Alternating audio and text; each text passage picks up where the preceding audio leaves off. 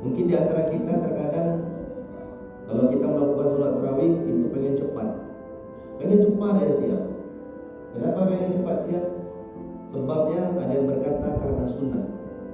Perlu Bapak Ibu ketahui, sunnah mewajib tetap ketika kita sholat itu menghadap kepada Allah Subhanahu wa taala. Tetap Allah Subhanahu wa taala. Hati kita harus mengarah kepada Allah Subhanahu wa taala.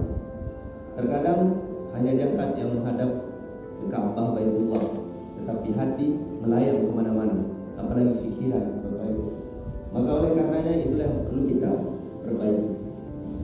Tarawih berasal dari kata dalam bahasa Arab, dalam bahasa lain tarwiha, ataupun sebagian ulama menyebut tarwihatun, artinya istirahat. Apa artinya? Artinya kalau sholat tarawih di sini tidak usah buru-buru, tidak usah juga terlalu lama, tidak usah juga terlalu buru-buru, santai, karena ada istirahat. Istirahat itu apa? Contoh misalkan nanti ada Bilal, Subhana malikil ma'bud, Subhana malikil mawjud, nah itu tasbih. Nah kita mengikuti pelan-pelan. Nanti Allahumma salli ala Sayyidina Muhammad, Allahumma salli wa sallim wa barik alaih. Bareng-bareng. Nah ketika kita sholat menghadap Allah, kita akui, kita tidak tahu Bapak Ibu, bisa jadi besok kita dipanggil Allah, tapi dosa kita tidak tahu kita sudah terhapus apa belum. Tidak ada yang tahu dosanya sudah terhapus apa belum. Dan tidak ada manusia yang tanpa dosa. Semua manusia itu banyak dosa, semua manusia itu banyak aib, tetapi ditutup oleh Allah Subhanahu wa taala. Maka tidaklah boleh kita merasa diri kita paling hebat. Jangan pernah merasa diri kita paling berilmu. Jangan pernah merasa diri kita paling banyak harta. Ketika Allah katakan kun fayakun, maka semua hilang. Dengan sekejap mata Bapak Ibu. Innama amruhu idza arada syai'an yaqulu lahu kun fayakun. Maka ketika kesempatan ini masih ada, kita tidak tahu 1 detik ke depan entah waktu kita atau bukan, wallahu a'lam bishawab. Waktu kita adalah hari ini.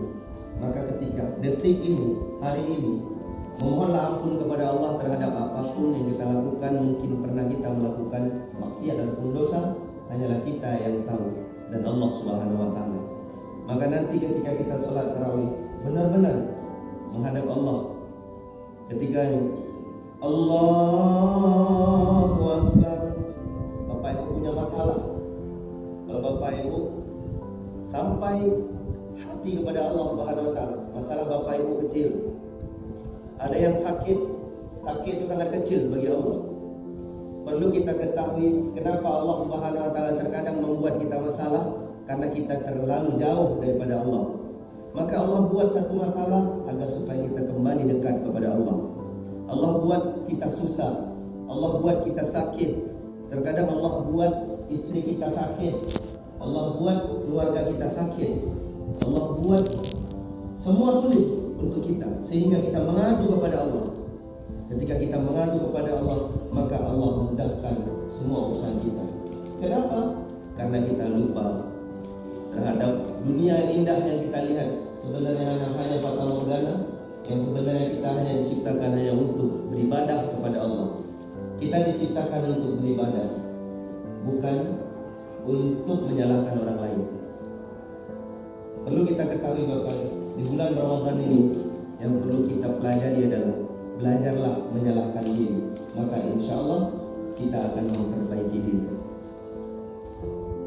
Jangan jadikan bulan Ramadan ini untuk mengkoreksi ataupun menilai orang lain, karena itu bukan urusan kita. Itu urusan mereka dengan Allah Subhanahu wa taala. Kita tidak tahu hati manusia niatnya apa. Tapi sudut pandang kita seakan-akan orang itu sombong, tapi hatinya bisa jadi meniatkan untuk beribadah. Allah a'lam bishawab. Maka oleh karenanya Bapak Ibu, gunakan momen Ramadan ini untuk menata hati, untuk menata pikiran kita. Dan kepada kita yang mungkin bermusuhan, berdamailah. Tidak ada guna bermusuhan. Kenapa? Karena nanti kalau misalkan contoh Bapak Ibu meninggal, tetangga Bapak Ibu juga yang urus. Dan perlu saya sampaikan di sini, jangan kita lupa terhadap sesuatu. Terkadang kita terlalu kagum sama ustadz yang datangnya 1 tahun sekali, tapi kita lupa terhadap imam masjid yang selalu mendoakan kita. Kita lupa kepada pengurus masjid yang menggelar karpet untuk kita sholat, kita tinggal datang untuk sholat. Kita gak pernah berterima kasih. Itulah kita. Saya menyampaikan ini tidak ada maksud untuk menyalahkan, tetapi untuk memperbaiki kita semua, Bapak Ibu. Maka oleh karenanya, jika ada manfaat terhadap apa yang saya sampaikan, silakan ambillah pelajaran.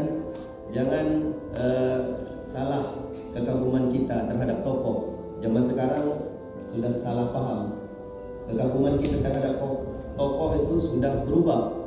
Kita terlalu bangga terhadap orang yang datang 1 tahun sekali, tetapi kita lupa terhadap imam masjid yang selalu mendoakan kita 5 kali, Bapak Ibu. Sholat zuhur, sholat asar, sholat maghrib, sholat isya, sholat subuh. Kampung kita nyaman. Kenapa? Karena doa-doa imam masjid. Guru saya sampaikan, imam masjid itu wali-wali Allah. Maka oleh karenanya, jangan pernah punya syak, jangan pernah punya beban terhadap mereka, tapi doakan mereka.